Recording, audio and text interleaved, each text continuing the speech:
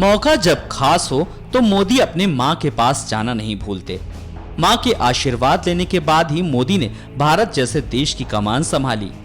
प्रधानमंत्री नरेंद्र मोदी अपनी मां के बहुत करीब हैं।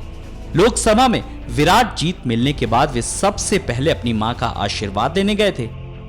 फेसबुक मुख्यालय में जुकरबर्ग के साथ बातचीत में अपनी मां का जिक्र आने पर भी वो भावुक हो गए थे।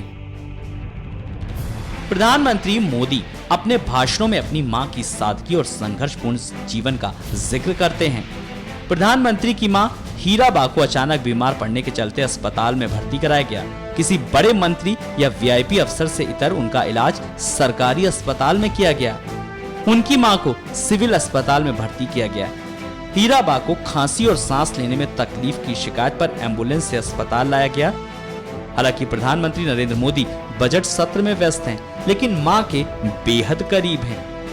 प्रधानमंत्री नरेंद्र मोदी ने दोपहर को अपनी मां के स्वास्थ्य का हाल जानने के लिए फोन किया। उनकी मां ने उन्हें कहा कि बेटा मेरी चिंता मत करो, अपने काम पर ध्यान दो, मेरा स्वास्थ्य ठीक है। उन्होंने कहा कि मैं लंबे समय तक जीऊंगी और तुम्हारी सफलता देखकर तुम्हें आशीर्वाद देती रहूंगी।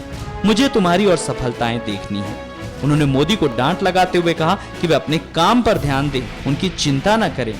उनकी मां ने फोन पर मजाक में कहा कि उनके सफेद बालों के बीच काले बाल आ रहे हैं और नए दांत भी उगना शुरू हो गए हैं। नरेंद्र मोदी ने अपनी मां से स्वास्थ्य का ध्यान रखने को कहा। मोदी अपनी मां के इतने करीब हैं, लेकिन सादगी का स्तर देखिए। देश के पीएम की मां होकर कोई सुविधा नहीं ली।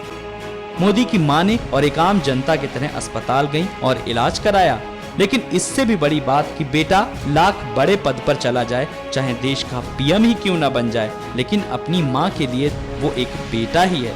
तभी तो मां की मीठी डांट किसी भी उम्र में किसी भी वक्त पड़ सकती है, और ये मीठी डांट बेटे के लिए एक सौगात है जो ताउम्र बेटे के साथ रहेगी।